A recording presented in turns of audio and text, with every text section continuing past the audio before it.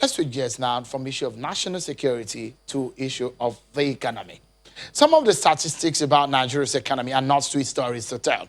From the rising inflation rate to rising food price and recently increasing fuel price, many Nigerians may have to cough out more money at the moment when purchasing power may have been impacted drastically by so many factors, including COVID-19. Tonight, we're speaking with an economist and a member of the Presidential Economy Advisory Council, Mr. Bismarck Rewane. He joins me here in the studio. Thank you so much, Mr. Rewane, for joining us. It's been a long time seeing you physically because of COVID-19. Definitely. But, I mean, there is a very important matter. And you know, usually when we bring you on politics today, Sunday politics, is about the impact of the policy of and governance issue on the economy and what the government is doing on the average Nigerian. And so you can give us a benefit of your experience, your knowledge, and of course, of an insider view that you have in the advisory council. Let's begin with the issue of the pump price, Mr. Rewane. There was an increase from 159 to 170 per litre. That's the pump price of petrol. Some people like the PDP have challenged that decision and the justification for that increase. Can you give insight into what may have caused the hike? First of all, there's been a deregulation of the price of petroleum. And there's a price modulation formula, PPRA format. So if the price of crude oil increases, then the price of pump price of petrol will also increase. If it reduces, the pump price of petrol should actually decline. As far as I know, in the month of October, the price of crude actually came down. It was trading at about $38, $36. So just anecdotally speaking, and I don't have the data, the price of petroleum, refined price of petroleum products should actually be declining. However, there are other things that go into that template, other things like the exchange rate, things like availability of foreign exchange and all of that. So it's a public document, and they make it open to everybody. So transparently, there's no question about the fact that the unions and members of the PPRA include unions, youths, and all of that. So clearly, they must have gone through this before they determine the price. What the Economic Advisory Council advised was the deregulation of the price so that it's controlled by market forces, and that the question is, and then because there's no subsidy, what does the government do with the freed funds that they would have used otherwise for subsidies? What was stopping the deregulation? No, there is a deregulation of the price of petroleum products as far as the price of crude is concerned.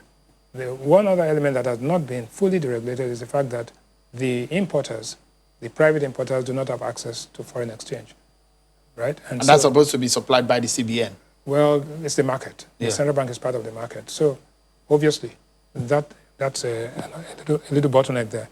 But based on crude prices alone, we should see some movement of the price of refined products. But having said that, you must remember that our neighboring countries, like Ghana, Cameroon, Benin, and others, the price of refined products there is far in excess of 170 naira. It's about 250, 260, 270. So, but the volume of consumption, shouldn't that also affect? Absolutely. Yeah, I mean, is there any hope that the Dangote refinery, some other refineries that are coming on stream, is there a ray of hope coming in that light? Oh, definitely. The economies of scale, Dangote's refinery is about 45% more efficient than any global refinery, any refinery in the world. And Dangote's refinery is supposed to serve as a hub for the whole of West Africa. So if you use the economies of scale, and obviously Nigeria has ratified the African Continental Free Trade Agreement, technically speaking, and from a pure sense of economics, the price per liter should actually decline in terms of the cost of production. Not only Dangote refinery, there's the modular refineries. There are the refineries, the SIC refineries that are going to be sold off, at least majority interest sold to private sector. So we should see an efficient structure emerging. So you've described something, Mr. Rewane. Yeah. It does look like that situation has gotten out of the hands of government. Yes. It's the market forces. But the question is, in the light of what you've explained, are there possible ways or alternatives other than increasing the pump price of the fuel that the government could have considered? I'm looking at the impact on the average Nigerian now. Yeah, but you're saying that the objective wasn't to increase the price. The objective is to free the price from control. So if the price of crude increases, then the refined product price will increase. If the price of crude declines, then we would see a reduction in the price of refined products. The question is that when in October we saw a decline in the price of crude to 35, 37, why did we not see a reduction in the price of the pump price? So that's the question that we need to interrogate and say, what happened? And so what one would do is to look at the template and see exactly what happened when the price of crude declined and we didn't see a reduction in the price. And now the price of crude is increasing and we are seeing that. So it's like I said, it's a template and we need to interrogate it to see whether it's been efficiently followed. Does the template work? That's the question. It should work. Okay, so I mean we've seen these undulating nature of the prices over 4 or 5 times now. No, but we saw the price go down to 120. Absolutely. Then it came back up. What I'm saying is that if you take the average prices over the months, there were months when it came down, and we didn't, at least in October, we didn't see that drop. So maybe that's going to reflect in the next time around, but definitely we should see the movement, reflect global prices. Okay, so I mean, we're going to break in a few seconds, but how do you explain to those who've debated that, considering the prevailing economic crunch already confronting Nigerians, a price hike should not be in consideration at all? That's a debate. Well, the objective is not a price hike. The objective is to have a free pricing modulation process, right? If global prices increase, and the question is, what has the government, or what is the government doing with the monies that have been freed up? If they've been used to have an impact on the people, then you wouldn't feel that negative impact. How do we monitor that? Because when the subsidies were being paid, we knew the price, the cost of that. But how then are we able? No, that's why it's a democracy. The only way you can monitor it is to ensure that you ask the government, what are you doing with it? And so the government publishes a financial statement every month. Questions have to be asked, how is it being used? And is it being used efficiently? Is it being used effectively?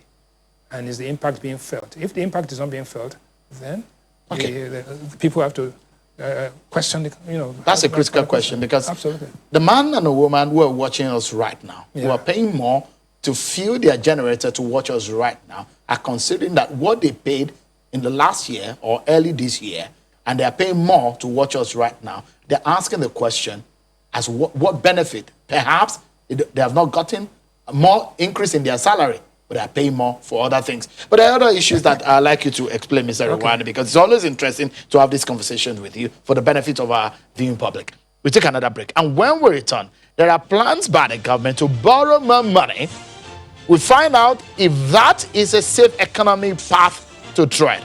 Mr. Rewane is here to give us insight into that. Don't go anywhere, we'll be right back.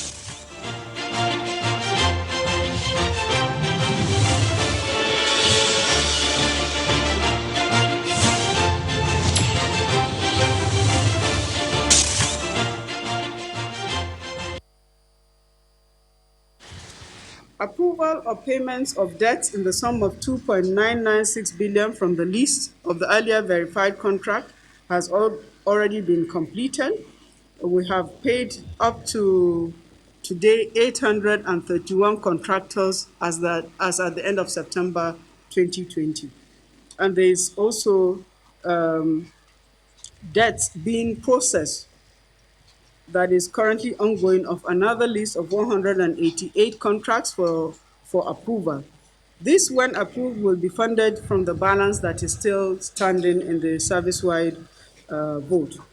We also have verified payments, which we will be placing for payment through a promissory notes issuance program, a list comprising 30 major contractors in the sum of 35.813 billion has been verified by FICA and recommended for the issuance of promissory notes for the consideration of the Federal Executive Council after which the request will be coming to the Parliament also for approval.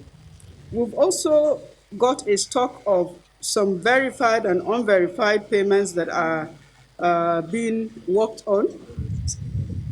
We have a list of 17.64 billion that have been verified, and then there's another stock of 62.538 billion that are in various stages of the verification process.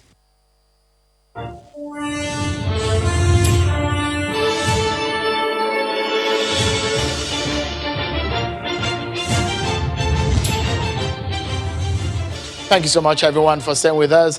Mr. Bismarck Rewane, an economist and a member of the Presidential Advisory Council, Economic Advisory Council. Thank you so much, Mr. Rewane, for joining us. So I wanted to get a sense, because Nigerians will pay more in a lot of things.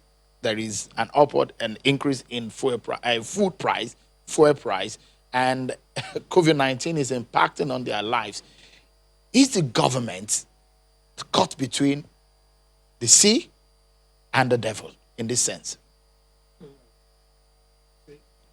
When you're Or confronted, maybe could they have done anything for the average Nigerian to better their lives in this very difficult situation?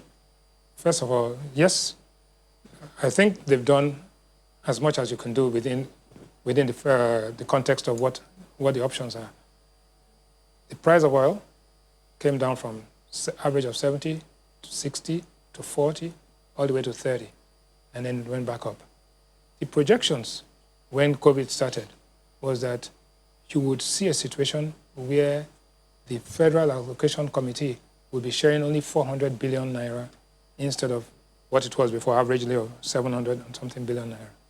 But because of the fact that we had the IMF disbursement of $3.4 billion, we had some support from the African Development Bank, we had some support from other places. And prudent management of some of the resources. Remember last year, this time, VAT was 5%. VAT then, due to the work of our committee on the minimum wage, increased the VAT to 7.5%. And that has made it possible for what was shared even this month was 650 billion naira. Last month was about 720. So it never got to 400 billion naira. So the truth is that the federal and state governments probably have more resources than was envisaged when the crisis started. Because what economists can tell you that based on what they have, this is what it flows. So you look at 4 different buckets. One is the macro, is the economy growing. The economic growth in second quarter was minus 6.1. The results of the third quarter are going to come out on the 23rd of this month. And God willing, with some luck, maybe you get about minus 4 or minus 5%. Because of NSARS and other things, you are going to go. And other COVID resurgence. This year, the most likely outcome is that we'll have about minus 4.6% growth. At the end of Q4? At the end, no, that's for the average for the year. Okay, average. Okay. For the first quarter, we had 1.85. Yeah. So if you have that situation, if you are growing negatively, contracting, the same thing's happening all over the world, you are bound to make some hard choices. So the fact that the revenue has declined, but not declined as much, the growth is negative, the fiscal is challenged, and that's why you have the deficit about 5.4 trillion naira and increased borrowing. The external is weak because we've been depleting reserves and we've been rationing foreign exchange, so the externals are weak. So what is key now is how do you get investment into the system? It is with private investment across the states, private investment in the federal, across the federation. That is what is going to create jobs, and that is what is going to take us out of this. The government does not have the capacity and does not have the resources to solve all of these problems. That is the truth. There's a big revenue problem. Yes. And the Minister of Finance, Zainab Ahmed, said that Nigeria is seeking a $750 million loan from the World Bank to help combat the effects of the pandemic on Nigeria's economy. I mean, this is actually for the state government. Is that a right way? Is it a safe place for us to be, considering that over 3 trillion naira is what we have budgeted for service debt servicing in our No. 2020 budget? First and foremost, the World Bank loans are concessionary loans. Okay. Very low interest, long maturity. So those are the things you need. They're as good as equity if you're running a private company. So if you can meet the conditions precedent to drawing down those loans, it's good for you. But then using it for consumption, right, which is palliatives and all that, does not do much. It helps to keep things up. But what we are looking for are things that have an investment multiplier impact. So whilst on one hand, you use the World Bank palliative money to, at least if the palliatives stay out of the warehouses and get to the people, that will be good. But the most important thing is, what is the level of gross capital formation and capital investment in this country?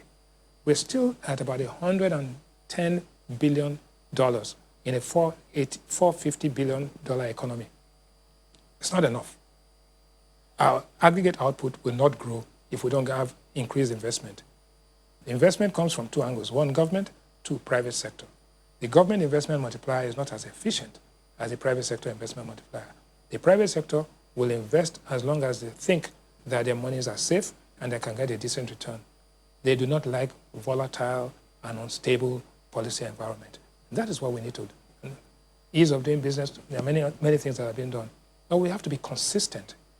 And that is what in the policymaking community, there's a lot of efforts being made to ensure that truth is being told to the government so that the government can do the right things.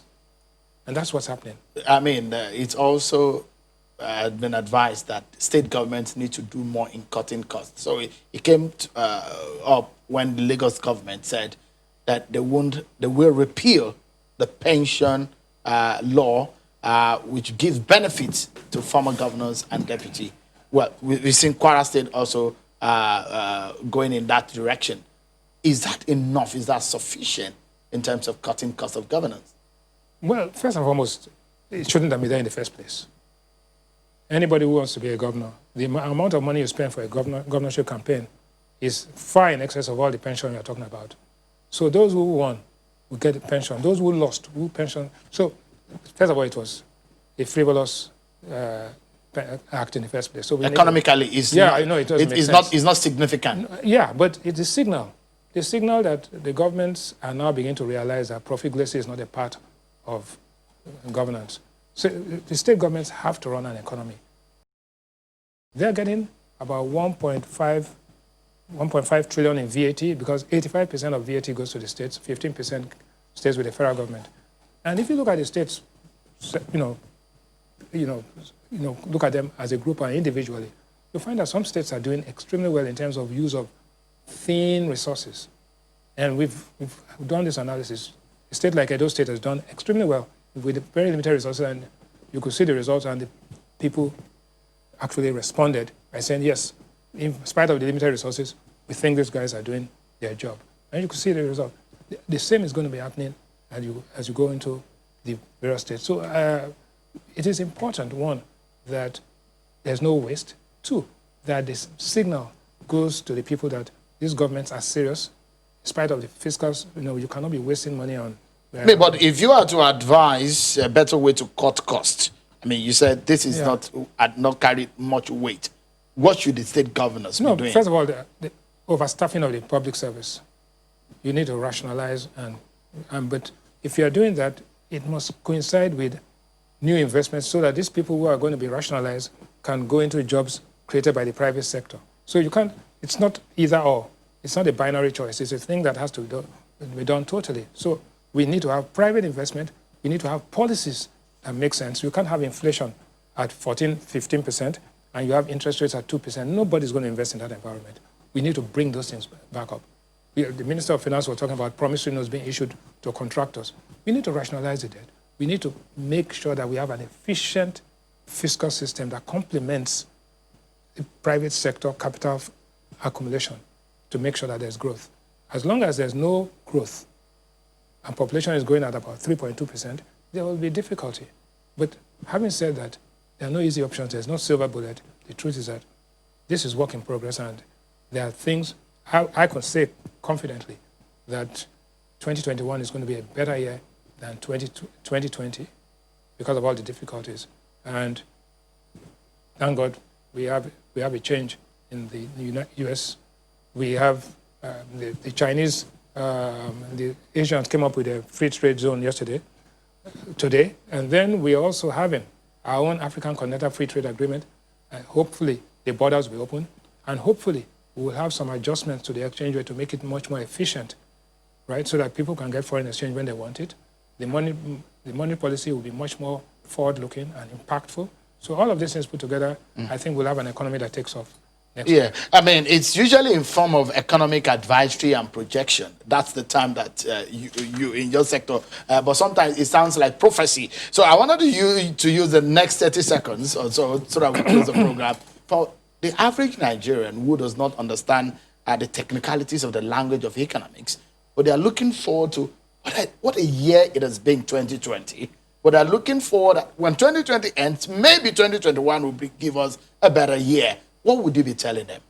2021, I think the vaccine will make sure that we're not going to be killed by COVID.